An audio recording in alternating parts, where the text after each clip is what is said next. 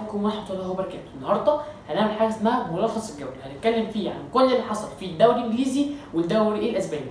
قبل ما نبدأ دوس لايك واشترك في القناة وفعل جرس التنبيهات عشان يوصلك كل حلقة من هذه الفقرة اللي هي ملخص الجولة زي ما قلنا عليها. وبس كده يلا بينا نبدأ في التفاصيل.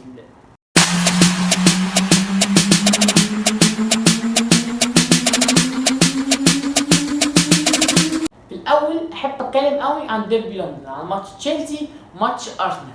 اللي ما يعرفش انا مشجع تشيلسي، انا مشجع تشيلسي تمام. الماتش دوت هتكلم فيه بكل حديه على قد ما اقدر. في الشوط الاول احنا كنا او تشيلسي عموما كان شايف قدامه بندافع وحش، بنهاجم وحش، مضغوطين علينا، فرص بالهبل ضاعت من ارسنال، بالذات فرصه خيسوس اللي اتعلقت له بالعرض من مارتينيلي. دي جون واضح جدا جدا جدا لولا ستر ربنا، ويبص يعني ايه جابريل خيسوس كده اتلخبط فيها.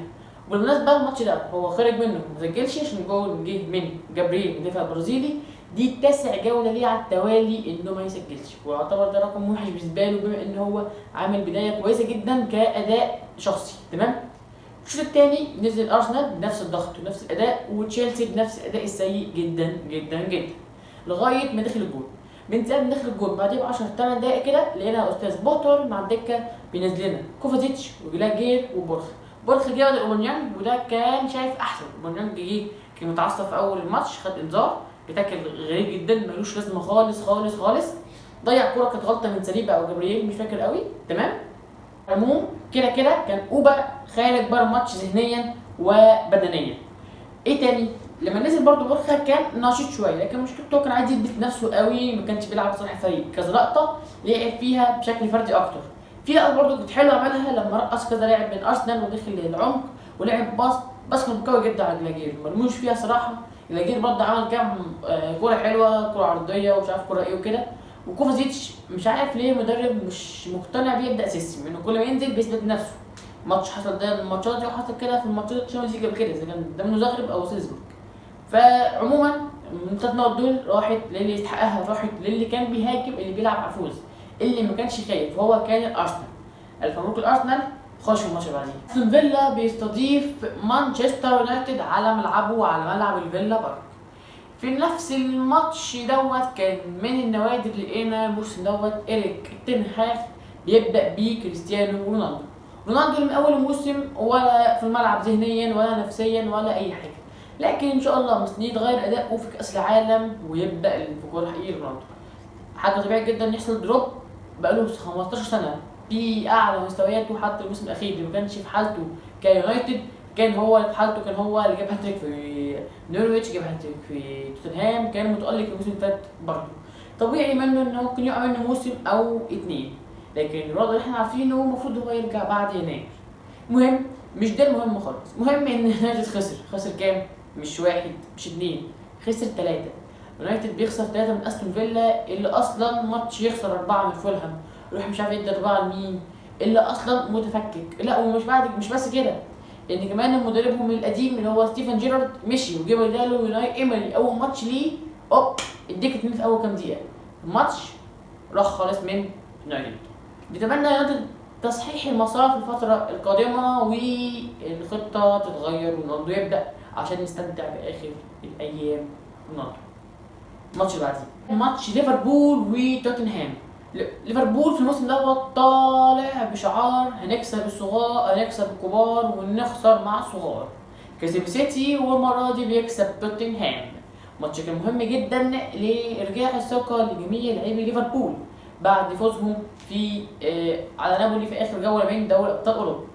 الشوط الاول ممتاز هجوميا دفاعيا من كل حاجه من ليفربول.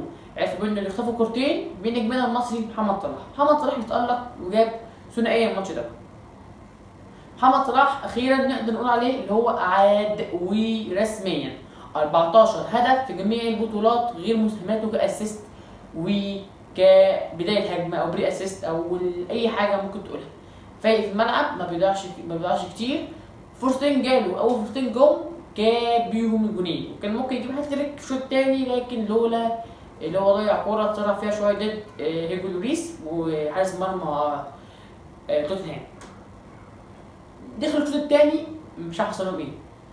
ليفربول من زمان كتير ما تشوفوش بيدافع، المره دي يدافع، بيغلط غلطات ساذجه، طلع كل حد بسبب غير صلاح، وحتى في الاخر طلعه نزل شامبرلين، تلاقيه سحب نونيز، هتلاقيه سحب في المنيو، وسحب في الاخر صلاح اللي هو عايز 3 نقط باي شكل. مع ذلك هاري كين نجم فرقه توتنهام جاب جول برضه من زاويه صعبه جدا، يعني ما شاء الله الواد ده يعني مظلوم قوي في توتنهام، لو كان راح اي نادي تاني كان هيبقى عليه شو اكتر، وكان يعمل مسيره احسن، وكان حياته تتغير 360 درجه. الماتش اللي بعده اخر ماتش معانا النهارده من 6 الكبار بتوع البريمير ليج كان اوله، وهو ماتش مانشستر سيتي وفولهام. بيب جوارديولا الكلاب من لا يعلمه الا الله قرر هو ما يبداش بهالاند وفودن، ويبدا مكان هالاند ما شاء الله سلاح النووي بتاعه بالفيرس. الفيرس اللي ما كانش اختيار سيء، وكافئه بهدف اول جابه في الشوط الاول، لكن كانسيلو اللي غدر بيه غدره وحشه جدا جدا جدا. كوره اي نعم كان خلاص رايح انفراد لاعب فولهام، لكن ولا تدخل حلو ولا انت عارف تنقذ الفريق، وبالعكس خدت الطرد، وفي نفس الوقت الكوره داخل الجول وما عملتش اي حاجه. وجوارديولا طلع على الماتش قال لك افضل ان يدخل فيها الجول على ان العب مطرود. تمام. ايه اللي نقول تاني؟ نقول ان هالاند ده مش هتقف على التسجيل، وهو دكه لسه راجع من اصابه يعتبر عضليه، نزل في الدقيقه الاخيره راح جاب جول في الدقيقه 94 كسبهم الماتش، يعني مش هيقف. هذا المفروض ينتقل بره الدوري الانجليزي، هذا ليس طبيعيا، ده مش بني ادم يا اخوانا. يعني كل ماتش جولين 3، يعني ده هيكسر كل الارقام على كده. احنا لسه رقم متكلمين عنه في حلقه صلاح، لو انت ما شفتهاش ارجع شوفها. قلنا محمد صلاح هو صاحب الرقم القياسي لتسجيل عدد اهداف في موسم واحد في البريمير ليج لما سجل 32 هدف. على كده ده عدد البيانات ده مش طبيعي. ولا بينا على الدوري الاسباني، مش هتكلم عليه غير عن ريال مدريد وبرشلونه، والبدايه كانت بفريق كاتالونيا بفريق برشلونه. برشلونه يا باشا كسب الميريا 2-0، مش ده طبيعي جدا وبيحصل عادي، لكن هي كانت اخر مباراه للاسطوره جيرارد بيكيه، او ممكن تقول يعني اسطوره الضحك، اسطوره الدفاع، كل واحد له وجهه نظره. وجهه نظري كان مدافع كويس جدا في اغلب الفترات، اخر سنتين هو اللي غلط فيها الدنيا، وكان لازم يعني لا يتحط في دكه عشان ما يعملش هذه الفضايح، لا يحسن مستواه، لا يعتزل بدري شويتين. لكن حاجه لو هو يعتزل في نص الموسم ده او حتى في ربعه الاولاني ما كانش كويس خالص، كنت اظن هو يكمل الموسم، ومهما حصل كان يكمل الموسم ويعتزل في نهايه الموسم. برشلونه الشوط الاول ده ضربه جزاء، اداء اللي احنا عارفينه هو استحواذ، كرات خطره بتضيع، وديمبلي بيضيع كوره عادي جدا ضمن المرمى، دي حاجه بالنسبه لديمبلي حاجه طبيعيه، يضيع جول فاضي. الشوط الثاني كوره اصعب من ده، وحوالي 4 ولا 3 لعيبه من الماليه سجلها جول، سبحانك والله. الجول الثاني جه من فرانكي دي يونج، واللي يعني بص انا مستني مواجهه برشلونه ويونايتد في دوري اوروبي علشان نشوف حاجتين: برشلونه ضد رونالدو، ودي يونج ضد إيريك تين هاج اللي هو رفض يروح يونايتد عشان ما يلعبش اوروبا ليج، اما هو نزل الاوروبا ليج وهيلاعب مين؟ مانشستر يونايتد بمدربه السابق إيريك تين هاج، طبعا سابق اللي درب دي يونج في اياكس. نخش بقى على ماتش ريال مدريد. ريال مدريد لاول مره في الموسم بيخسر من فريق ضعيف، اول خساره ليه في الدوري الاسباني، والتاني خساره ليه في الموسم عموما بعد خساره لايبزيج في دوري الابطال لما خسرت 3-2 في ماتش تحصيل حاصل، قلنا عادي بتخسر. لكن السؤال هنا، هل الماتش ده وخسارته بتبقى بدايه الانهيار؟ ريال مدريد من اول الموسم بيطلع بكلين شيت بالعافيه، دفاعه مش مستقر، مره يبدا بألابا وروديجير، مره ميليتاو وألابا، مره روديجير وميليتاو او روديجير وألابا، الدفاع مش مظبوط. روديجير بيأدي اداء حلو، ألابا بيأدي اداء ممتاز، وميليتاو شويه كده وشويه كده. وحب اقول كما تدين دلوقتي كان 1-0 لرايو فاليكانو، تمام؟ جه التعادل من ريال مدريد، بعد كده ميليتاو الخط التاني بقى 2-1. المنتدى تمت صح؟ مش صح قوي، عشان هم قرروا لو يعملوا منتدى على ريال مدريد، وجابوا الهدف الثاني التعادل، وجابوا الهدف الثالث، وهوب خد 3 نقط وجريوا. حد كلام بصراحه كورتوا اداؤه متاثر شويه، لكن مش سيء، اداؤه اقل من الموسم اللي فات، وده يرجع لكذا حاجه. الموسم اللي فات كان موسم استثنائي على صعيد كل بتاع، خط وسط عامل موسم استثنائي، الدفاع كان عامل بطوله استثنائيه للتشامبيونز ليج والدوري الاسباني، وكورتوا كان في احسن حالاته، وبنزيما طبعا وفينيسيوس ورودريجو، فما حاجه. هل دي بدايه الانهيار؟